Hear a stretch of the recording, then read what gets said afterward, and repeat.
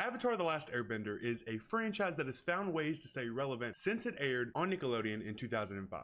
I remember watching the show every morning on Channel 43 before school while I waited at my grandma's house for the bus. This franchise cuts deep for me, which is why I find it even more interesting that some of the more recent collaborations that ATLA has had have been in the video game world. You might have missed it, but in one of the most recent Fortnite collaborations, you can get all kinds of skins from the ATLA universe, which would give you the chance to play as Aang, Korra, Toph, or even Zuko. You're also able to pick up different bending styles to use against other players, which is really awesome because it's something we haven't seen in a video game like that, except for in The Legend of Korra, which is a game we'll get to in a second. It doesn't stop with video games either. We've got new animated movies on the way with the new Netflix live action series, countless books and comics, all working overtime to keep us engaged in the ATLA franchise almost 20 years after it aired. And let me just say, they should. The original animated series is an amazing 3-act story that shows us what friendship, a sense of purpose, and finding your own identity can mean on a personal and global scale. It's a story worth experiencing, but the more recent attempts to keep ATLA relevant have kind of fell short in one way or another. The live action movie was pretty much hated all around. The action was less than okay, the visuals were not that compelling, and the story was pruned heavily to fit the movie's runtime. The live action series solved some of these problems. The visuals were much more engaging and the action was much more compelling,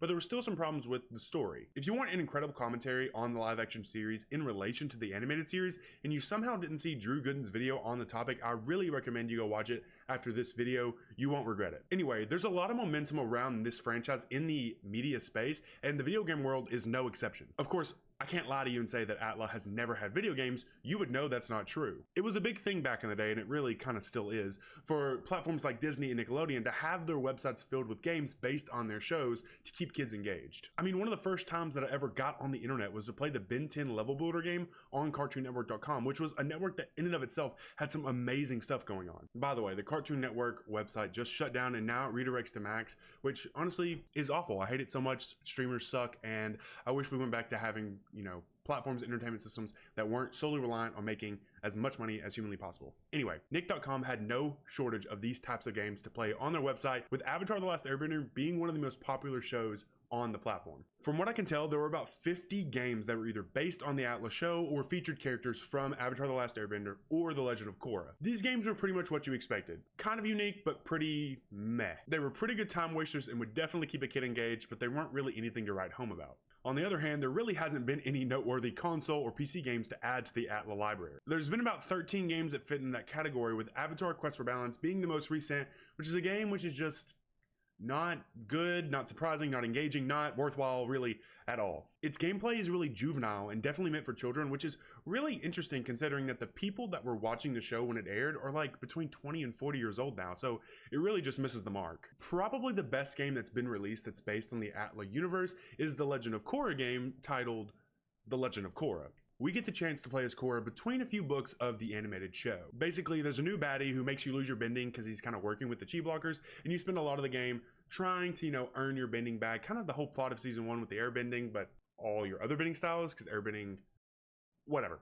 That's kind of the whole story. Honestly, this game was super fun. I had the chance to play. There's a playthrough in the description you should go watch. And it was really satisfactory. I had a good time. The combat was fun, and the bending styles were really differentiated in their uses, so I felt good about switching them up and not sticking to one specific style. And it wasn't that clunky to switch between styles either. The only complaint that I have is that the story was really short. One critic said that it was a nice but brief romp, and I think that pretty much sums it up perfectly. So here we are, an iconic TV show, its spin-off show, some books, some comics, a live-action movie that was horrible, a live-action series that's kind of okay, and some video games that really aren't worth much at all. We can add to that mix the animated movies that are coming out in the next few years based on the original Team Avatar, and an untitled fighting game that's coming from Maximum Entertainment. I'm holding my breath on that game though, because not only was the showcase not that impressive, the announcement wasn't cool, but the studio doesn't really have a fantastic track record, well, really a track record at all, of publishing games based on IP of this caliber. I can see it going one of 3 ways. We'll either get a platform fighting game like Brawlhalla, which we've seen Avatar partner with in the past. I can also see us getting something like Mortal Kombat or Injustice, which will let us play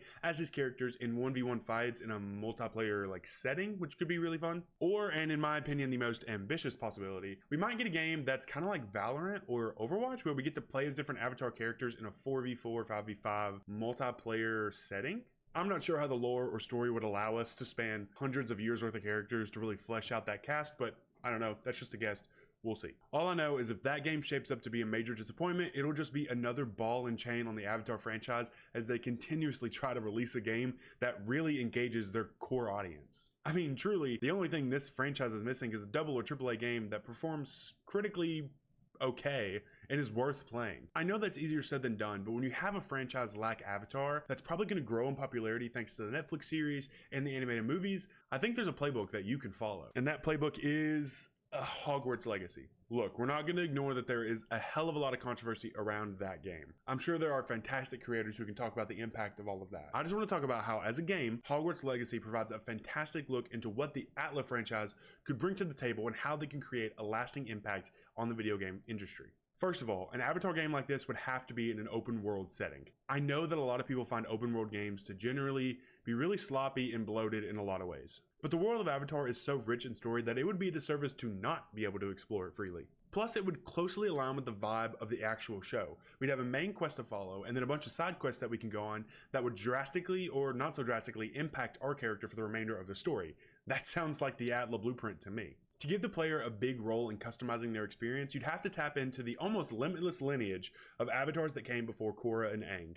If we were able to choose the nation that we came from, as well as the physical appearance of the avatar we play as, I feel like it would be a much more immersive experience. Whatever nation you chose would obviously coincide with your bending style that you start with in the game. They can even do something similar to what Hogwarts Legacy did with the Hogwarts houses, where every nation you chose has its own unique quest that you can go on that you can only do if you are from that nation. I feel like that would be a great way to give that decision some flair, especially since if you're the avatar, you should master every element should have equal amount of depth or a skill tree or whatever. The game would also probably need to be set way in the past so there weren't many story implications from your avatar, which is something similar to what Hogwarts Legacy did. This could be a pretty controversial story decision though, because I feel like a lot of people are going to want to play as Aang and maybe Korra, so it may not be received well by fans at all. That may or may not be a major risk with this game. I don't know. If you want to watch another video that dives into what a game at this level could look like for ATLA, I recommend Antoine's video on what his dream avatar game would look like. He talks about some things and has some more unique ideas that I think are really cool, and I definitely recommend going to watch that. Hogwarts Legacy was an incredibly successful game. It was the best-selling game of 2023 despite everything that was going on around it. So I think ATLA could reach that level of success if only we got the game. Fans are begging for an Avatar: The Last Airbender game that is worth their time. All over the internet, I see comments that are like, if we just got a decent open world experience, I would throw money at it, or something to that effect. All in all, I have no idea if a game like this could or would ever get made. I will say I'm going to force myself to be really positive and optimistic for the fighting game that's coming up. If that game doesn't do well, doesn't see the success that it needs to, I highly doubt we'll ever get a bigger, more expansive Avatar game greenlit ever. If the one thing the Avatar series is missing is a solid video game, it seems like there's an untapped well of potential with a game that's based on the story that's been fleshed out in animated shows, movies, comics, books, everything in between. It would just be incredibly disheartening to never get to enjoy something like that. That being said, thank you for watching. If you have any opinions on what the ATLA game could look like, leave them down below. And if you have any other franchises that you think need a video game, let me know what style that video game should be. As always, if you enjoyed the video, leave a like and subscribe. It would mean a ton. Oh, and don't forget to join the Discord. Okay, bye.